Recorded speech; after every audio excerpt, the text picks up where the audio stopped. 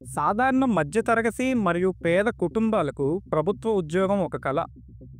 తమ కుటుంబ పరిస్థితులను మెరుగుపరుచుకోవడానికి తమ జీవితంలో ఎంతో ముఖ్యమైన యవ్వన ప్రాయాన్ని ఈ ప్రభుత్వ ఉద్యోగ లక్ష్య సాధనకై వెచ్చిస్తారు. ఇదే విధంగా ప్రభుత్వ ఉద్యోగం సాధించాలని పోలీస్ వ్యవస్థలో అన్నిటికంటే క్రింది స్థాయి ఉద్యోగమైన కానిస్టేబుల్ ఉద్యోగానికి ఎంతోమంది నిరుపేద మరియు మధ్యతరగతి యువత పోటీ పడుతుంటారు. ఇటువంటి సమయంలో లేక దాదాపుగా 4 సంవత్సరాల తరువాత 2022లో కానిస్టేబుల్ ఉద్యోగానికి నోటిఫికేషన్ వచ్చింది. అప్పుడు ఇచ్చిన నోటిఫికేషన్ 2025 వరకు కూడా ఇప్పటికీ కూడా ఎందుకు పూర్తి కావించలేదు? ప్రభుత్వంలోకి వచ్చిన 9 నెలల్లో కానిస్టేబుల్ భర్తీ ప్రక్రియను పూర్తి చేస్తామని చెప్పిన టీడీపీ ప్రభుత్వం ఏం చేస్తుంది? ఇన్ని సంవత్సరాలుగా నిరుద్యోగులు ఎదుర్కొంటున్న ఇబ్బందులేంటి? ఇలా అన్ని విషయాలపై ఈ వీడియోలో చర్చిద్దాం. వీడియోలోకి వెళ్లే ముందు ఎవరైనా మన ఛానల్ని సబ్స్క్రైబ్ చేసుకోలేకపోతే please subscribe to our channel. అసలు కానిస్టేబుల్ ఉద్యోగానికి నోటిఫికేషన్ ఎప్పుడు వచ్చింది, ఇన్ని సంవత్సరాలుగా ఏం జరుగుతుంది అనే టైం లైన్ ఒకసారి చూద్దాం. కానిస్టేబుల్ ఉద్యోగాలకి నోటిఫికేషన్ ఎప్పుడు వచ్చిందంటే 2022 నవంబర్ 28వ తారీఖున కానిస్టేబుల్ ఉద్యోగానికి నోటిఫికేషన్ ఇవ్వడం జరిగింది. అప్పుడు జగన్మోహన్ రెడ్డి గారు సీఎంగా ఉన్నారు. అయితే నోటిఫికేషన్ వచ్చిన తర్వాత 55 రోజులకి మనకి ప్రిలిమ్స్ ఎగ్జామ్ అనేది పెట్టడం జరిగింది, ప్రాథమిక రాత పరీక్ష. ఇది ఎప్పుడు నిర్వహించారంటే 2023 జనవరి 22న 55 రోజుల సమయం ఇచ్చారు చదువుకోవడానికి. అప్లికేషన్ పూర్తయింది. అంతా అయిన తర్వాత ప్రిలిమ్స్ ఎగ్జామ్ కూడా అయ్యింది. అయితే ప్రిలిమ్స్ ఎగ్జామ్లో పాస్ అయిన వాళ్ళకి స్టేజ్ 2 అప్లికేషన్ ఫామ్, కానిస్టేబుల్ ఉద్యోగంలో కేవలం రాత పరీక్షే కాకుండా శారీరక పరీక్ష కూడా ఉంటాయన్నమాట. శారీరక పరీక్షల్లో పాల్గొనడానికి అప్లికేషన్ పెట్టుకోండి అని ఫిబ్రవరి 13, 2023లో 72 రోజులు కావస్తుంది నోటిఫికేషన్ వచ్చి. జనరల్గా ఇంతే టైంలో మనకు నోటిఫికేషన్ అనేది వస్తూ ఉంటుంది. అభ్యర్థులు కొంత టైం ఇస్తారు, ఎగ్జామ్కి చదువుకోవడానికి కొంత టైము, శారీరక పరీక్షలకు మధ్యలో కొంత టైము. ఇప్పుడు వరకు అంతా బాగానే ఉంది. స్టేజ్ 2 అప్లికేషన్ కూడా ఫిల్ చేసిన తర్వాత మనకి శారీరక పరీక్షలు మనకి మార్చి 14, 2023లో ఉంటాయి అని చెప్పారు. ఇప్పుడు వరకు ప్రిలిమ్స్ క్వాలిఫై అయిన అభ్యర్థులు అందరూ కూడా దాదాపుగా 1,00,000 మంది అభ్యర్థులు అందరూ కూడా శారీరక పరీక్షలకి. అయితే కేవలం నోటిఫికేషన్ వచ్చింది 2022 నవంబర్ నుంచే శారీరక పరీక్షలకి లేదా ప్రాథమిక రాత పరీక్షలకి అభ్యర్థులు సన్నద్ధం అవుతూ లేరు. ఎన్నో సంవత్సరాలుగా ఎదురు చూస్తున్నారు. కాకి యూనిఫామ్ వేసుకోవాలనే కలతో ఎంతోమంది యువత ఎదురు చూస్తూ ఈ నోటిఫికేషన్ వచ్చిందని ఇప్పటికీ శారీరక పరీక్షలకి తయారవుతున్న టైంలో మనకి సడన్గా పోస్ట్పోన్మెంట్ 10/3/2023 అంటే మార్చి 10వ తారీఖున మనకి ఎమ్మెల్సీ ఎలక్షన్లు ఉన్న కారణంగా 14వ తారీఖున జరగవలసిన కానిస్టేబుల్ శారీరక పరీక్షలు మేము పోస్ట్పోన్ చేస్తున్నాము, తదుపరి తేదీని మేము త్వరలో ప్రకటిస్తాము అని ఏపీ కానిస్టేబుల్ బోర్డు మనకి ఒక నోటీస్ రిలీజ్ చేయడం జరిగింది. అయితే తదుపరి తేదీ అంటే ఒక నెలలో కావచ్చు, ఎమ్మెల్సీ ఎలక్షన్ అయిపోయిన ఒక 2 నెలల్లో కావచ్చు అనుకున్నాం. కాకపోతే ఆ తదుపరి తేదీ ఎప్పటికి వచ్చిందంటే 2023లో ఆగిన ఆ ప్రక్రియ మొత్తంగా 2024 నవంబర్ 1వ తేదీ వరకు కూడా ఎటువంటి కదలిక కూడా లేదు. అంటే దాదాపుగా నోటిఫికేషన్ వచ్చి 704 రోజులు, అంటే ఇంచుమించుగా 2.5 సంవత్సరాలు మనకి గడిచినా కూడా ఎటువంటి కదలిక నోటిఫికేషన్లో లేదు. అయితే ఇప్పటి వరకు మనం చెప్పుకున్నట్టు ప్రాథమిక రాత పరీక్ష అయిపోయింది. శారీరక పరీక్షలకి అభ్యర్థి అనేవాడు గ్రౌండ్కి వెళ్ళి ఎంతో ప్రాక్టీస్ చేయాల్సిన పరిస్థితి ఉంటుంది. ఆర్థికంగా స్థిరత్వం లేని కుటుంబంలో ఒక అభ్యర్థి అనేవాడు గ్రౌండ్కి వెళ్ళి ప్రాక్టీస్ చేయాలంటే దాని పోషకాహారానికి కానీ అలానే ఇంట్లో ఉండే రకరకాలైన ఇబ్బందులను బట్టి ఇన్ని సంవత్సరాలు డిలే చేయడం వల్ల అభ్యర్థి ఎంతో నష్టపోతాడు. కొంతమంది దీనికి తట్టుకోలేక చాలామంది అభ్యర్థులు ఈ నోటిఫికేషన్ నుంచి వెనుదిరగడం కూడా జరిగింది. అయితే ఎన్ని కష్టాలనైనా ఎదుర్కొని చాలామంది ఈ నోటిఫికేషన్లో ఈ కాకి యూనిఫామ్ ఆ ఒంటి మీద పడాలనే ప్యాషన్తో, లక్ష్యంతో ఎవరైతే ఉన్నారో వాళ్ళందరూ కూడా ఎదురు చూస్తూనే ఉన్నారు.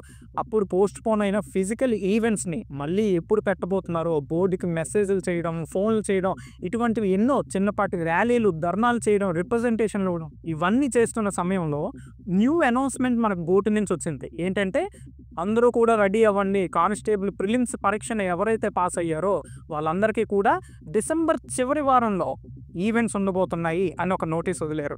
ఆ నోటీస్ ఇచ్చిన ప్రకారంగానే మనకి ఈవెంట్స్ అనేవి అంటే దాదాపుగా 763 రోజుల తరువాత నోటిఫికేషన్ రిలీజ్ చేసి 763 రోజుల తర్వాత డిసెంబర్ 30వ తారీఖు 2024 అంటే 2025లోనే అనుకోవచ్చు. 2022 అయిపోయింది. 3, 4, 2025లో మనకి ఈవెంట్స్ అనేవి కండక్ట్ చేయడం జరిగింది. ఈవెంట్స్ అయిపోయిన తరువాత బోర్డు నుంచి ఎటువంటి ప్రెస్ రిలీజ్ లేదు.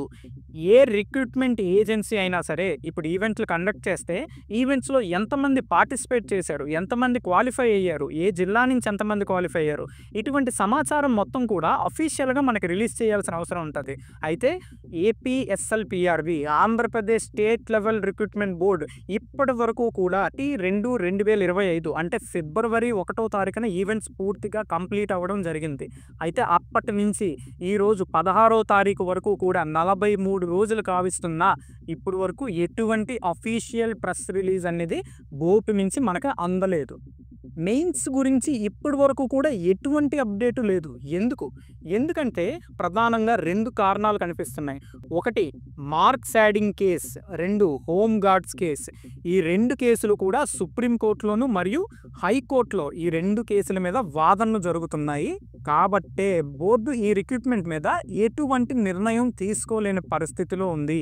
ఈ కేసుల యొక్క జడ్జిమెంట్ వచ్చినంత వరకు కూడా ఈ ప్రక్రియ ముందుకు సాగే పరిస్థితులు లేవు అని ప్రధానంగా ఈ 2 కారణాలు మనకు కనిపిస్తున్నాయి. ఇందులో ఎంతవరకు నిజమో బోర్డు ఎందుకు ఏ నిర్ణయం తీసుకోలేకపోతుంది అనేది అది ఎవరికి కూడా తెలియదు. కేసుల వల్లనే ఈ మెయిన్స్ ఎగ్జామ్ డిలే అవుతుంది అనుకుంటే కేసులు ఎప్పటికి ఫైనల్ హియరింగ్కి వస్తుంది, కేసుల యొక్క జడ్జిమెంట్ ఎప్పటికి వస్తుంది? 2 సంవత్సరాలు పట్టొచ్చు, 3 సంవత్సరాలు పట్టొచ్చు, 5 సంవత్సరాలు పట్టొచ్చు. ఇప్పటికే సామాజికంగా ఎన్నో అవమానాలు ఎదుర్కొంటున్న నిరుద్యోగ యువతకి ఈ కేసులు ఎప్పుడు తీరితే అప్పుడు పెడతారని సందేశాన్ని ఇస్తున్నారా? ఎందుకు డిలే చేస్తున్నారు? ఈ విషయంపై బోర్డు ఒక ప్రెస్ రిలీజ్ అయినా ఇస్తే ఒక క్లారిటీ అనేది వస్తుంది. ఇప్పటి వరకు కూడా ఆ ప్రెస్ రిలీజ్ కూడా లేదు. ఈ 2 కేసుల గురించి కూడా నేను ఆల్రెడీ సపరేట్గా వీడియోస్ అనేవి చేసి ఉంచాను.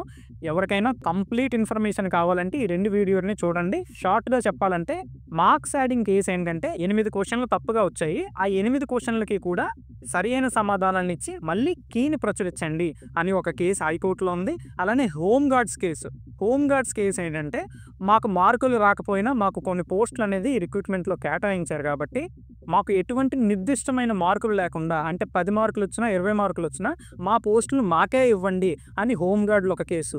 ఈ 2 కేసుల వల్ల ఈ ప్రక్రియ అనేది చాలా స్లోగా నడుస్తుంది.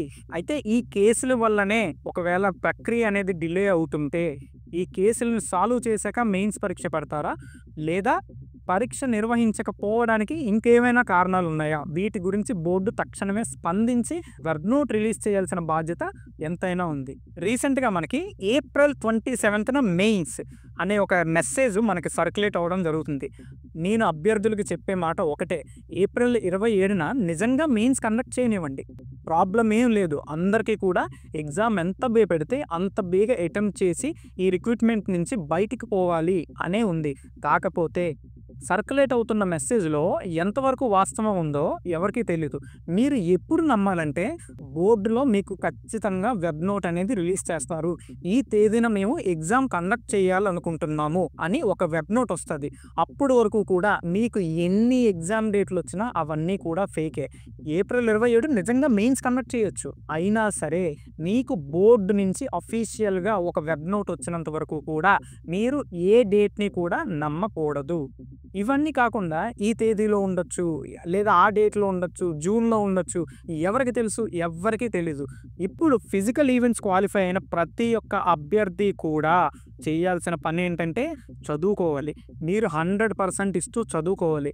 అయితే చదువుతూ ఇదే సమయంలో మెయిన్స్ ఎగ్జామ్కి డిలే అవుతున్న కారణంగా మెయిన్స్ ఎగ్జామ్ డేట్లని రాబట్టుకోవడానికి, మెయిన్స్ పరీక్షలను త్వరితగతిన పెట్టించడానికి మీరు ఎన్ని ప్రయత్నాలు చేయగలరో అన్ని ప్రయత్నాలకి కూడా సన్నద్ధం కావాలి. మీరు ర్యాలీలే చేస్తారో, రిప్రజెంటేషన్లు ఇస్తారో, కొత్తగా ఎన్నికైన ఎమ్మెల్సీలను కలిసి రిప్రజెంటేషన్స్ ఇస్తారో, ఎమ్మెల్యేల దగ్గరికి వెళ్తారో, బోర్డు దగ్గరికే వెళ్తారో అపాయింట్మెంట్స్ తీసుకొని, ఇవన్నీ కూడా మీరు బ్యాక్గ్రౌండ్లో చేస్తూనే ఉండాలి. ఏది కూడా ఒక్కదాని మీద స్టిక్ అయి ఉండకూడదు. మీరు రిప్రజెంటేషన్స్ ఇస్తుంటే దానికి ఒక నిర్దిష్టమైన తేదీని పెట్టుకోండి, ఒక గ్రూప్ ఫామ్ అవ్వండి. ఆ గ్రూప్ ద్వారా మీరు ఏం చేయాలనుకుంటున్నారు, ఒక ప్రణాళికను సిద్ధం చేసుకొని దాని ప్రకారం ముందుకు వెళ్తూ మిగిలిన సమయంలో పూర్తిగా మీ చదువు కొరకు వెచ్చించండి. ఇలాగని చేయకుండా మీరు పూర్తిగా ర్యాలీలు చేద్దాం, ధర్నాలు చేద్దాం, వాటిలో మీరు పూర్తిగా లీనమైనా మీరు చదవకపోతే మీకు జాబు రాదు. ఇది గుర్తుపెట్టుకోండి. ఉన్న ఉద్యోగాలు 6,100, క్వాలిఫై అయిన వాళ్ళు 39,000 మంది. అయితే ఎంతమందికి ఉద్యోగాలు వస్తాయి? చదివిన వాళ్ళకే ఉద్యోగాలు వస్తాయి. అలా అని మనం చదువుకుంటూనే కూర్చుంటే ప్రస్తుతం ఉన్న పరిస్థితుల్లో ఈ రిక్రూట్మెంట్ మనం సైలెంట్గా ఉంటే కదిలే పరిస్థితులు, ముందుకు వెళ్ళే పరిస్థితులు కనిపించట్లేదు. కాబట్టి ఒక గ్రూప్గా ఫామ్ అయ్యి మెయిన్స్ ఎగ్జామ్ని ఎప్పుడు పెడతారు, ప్రభుత్వాన్ని ప్రశ్నించండి. బోర్డుకు కూడా శాంతియుతంగా వెళ్ళి రిప్రజెంటేషన్స్ ఇచ్చి అపాయింట్మెంట్ తీసుకొని కలిసి మీ ఇబ్బందులను చెప్పండి. ఇలా చేస్తేనే తప్ప మీకు ఈ నోటిఫికేషన్ చివరి వరకు వచ్చినా కూడా ముందుకు కదిలే అవకాశం లేదు. అండ్ ఇంకొకటి, కోర్టు కేసులని క్లియర్ చేసుకొని ఈ నోటిఫికేషన్ ముందుకెళ్తే చాలా మంచిది. అలా కాకుండా కోర్టు కేసులు క్లియర్ కాకుండా ముందు పెడితే ఎన్ని ఇబ్బందులు ఉన్నాయో చాలామందికి తెలియకపోవచ్చు. రానున్న వీడియోస్లో నేను అది కూడా క్లియర్గా ఎక్స్ప్లెయిన్ చేయడానికి ట్రై చేస్తాను. కోర్టు కేసులు క్లియర్ చేయకుండా ఈ నోటిఫికేషన్ ముందుకెళ్ళి ఎగ్జామ్ కండక్ట్ చేసి మీకు మెరిట్ లిస్ట్ వచ్చి మీకు ఉద్యోగం వచ్చింది, కాల్ లెటర్ మీ చేతిలో ఉన్నా సరే ఎవరో ఒకరు ఈ నోటిఫికేషన్లో జరిగిన తప్పులను తీసుకెళ్ళి మళ్ళీ కోర్టులో కేసేస్తే వచ్చిన మీ ఉద్యోగం కూడా పోవడానికి 100కి 100% అవకాశాలు ఉన్నాయి. ఇది నేనేం భయపెట్టట్లేదు, జరగబోయే వాస్తవాన్ని చెప్తున్నాను. బోర్డు కూడా ఇప్పుడు వరకు ఆ కేసుల క్లియరెన్స్ కోసమే ఆగింది. ఇక్కడ మనకి క్లియర్గా అర్థమవుతుంది. ఎందుకంటే పోలీస్ రిక్రూట్మెంట్ బోర్డు అయినా సరే అభ్యర్థులకు న్యాయం చేయాలనే చూస్తుంది. దీన్ని త్వరితగతిన పూర్తి చేయడానికి ప్రభుత్వం యొక్క సహకారం కూడా కావాలి. దాని గురించి మీరు ప్రభుత్వాన్ని ప్రశ్నించండి. కోర్టు కేసులను త్వరగా పూర్తి చేసి మాకు మెయిన్స్ ఎగ్జామ్ పెట్టించేలా చూడండి అనే ఒక్క నినాదంతో మీరు ముందుకు వెళితే ఆల్రెడీ మార్క్స్ యాడింగ్ కేసు కావచ్చు, అలానే సుప్రీంకోర్టులో ఉన్న హోంగార్డ్స్ కేసు కావచ్చు, ఫైనల్ హీరింగ్కి వచ్చే దశలో ఉన్నాయి. కాబట్టి ఇదే సమయంలో మీరు ప్రభుత్వం మీద ఒత్తిడి తీసుకొచ్చి మీ ఎగ్జామ్ డేట్స్ని తెచ్చుకోవడానికి ట్రై చేయండి. సోషల్ మీడియాలో ఎక్కువగా టైంను వృధా చేసుకోకండి. అనవసరమైన డిస్కషన్స్లో పాలు పంచుకోకండి. ఇటువంటివన్నీ పక్కన పెట్టి ఒక టైం పెట్టుకొని ఏం చేయాలనుకుంటున్నారు, ప్రణాళిక ఏంటనేది సిద్ధం చేసుకొని ఆ రోజు మీరు ఏం చేయాలనుకుంటున్నారో చేసి మళ్ళీ తిరిగి వచ్చి చదువుకోవడమే. ఇలా చేస్తేనే తప్ప ఈ నోటిఫికేషన్ సజావుగా పూర్తయ్యే పరిస్థితి కనిపించట్లేదు. కాబట్టి ఏప్రిల్ 27న మెయిన్స్ అనేది నిజమా అబద్ధమా అనేది బోర్డు ఒక ప్రెస్ నోట్ రిలీజ్ చేస్తేనే మనకు తెలుస్తుంది. అప్పటి వరకు కూడా ఎవరికీ తెలీదు. ఎవరికీ తెలీదు. కాబట్టి ఎవరు ఏం చెప్పినా నమ్మకండి. బోర్డు చెప్పిందే నమ్మండి. ఎందుకంటే మీకు ఎగ్జామ్ పెట్టేది వాళ్ళే. వాళ్ళు చెప్పినప్పుడు నమ్మండి. అప్పటి వరకు కూడా చదువుకోండి. నేను చెప్పినట్టు ఒక గ్రూప్గా ఫామ్ అయ్యి ఏం చేయాలనుకుంటున్నారో ఒక ప్రణాళికను సిద్ధం చేసుకొని దాని ప్రకారం ముందుకు సాగండి. ఇంకా ఏదైనా అప్డేట్స్ ఉంటే ప్రతి అప్డేట్ కూడా మన యూట్యూబ్ ఛానల్లో కావచ్చు, డిస్క్రిప్షన్లో మన టెలిగ్రామ్ లింక్ కూడా ఉంటుంది. అక్కడ నేను ఎక్కువగా ఏం పోస్ట్ చేయను. అయితే ఇంపార్టెంట్ అప్డేట్స్ ఏవైనా క్యాండిడేట్స్కి ఖచ్చితంగా తెలియాల్సిన విషయం ఇది అనిపిస్తే అవి మాత్రమే నేను టెలిగ్రామ్ గ్రూప్లో పోస్ట్ చేసుకుంటాను. వేరే గ్రూప్స్లో నా దాంట్లో చాట్ ఆప్షన్ కూడా ఆన్లో ఉండదు. చాటింగ్ కూడా ఎప్పుడో అవసరమైతే ఆన్ చేస్తాను, లేదా మిగిలిన సమయంలో ఆఫ్ చేసే ఉంటుంది. ఎవరైనా ఇంట్రెస్ట్ ఉంటే డిస్క్రిప్షన్లో లింక్ ఉంటుంది కాబట్టి జాయిన్ అవ్వండి. ఎటువంటి ఇన్ఫర్మేషన్ ఉన్నా మీకు వెంటనే పాస్ చేయడం జరుగుతుంది. Thank you for watching vis club.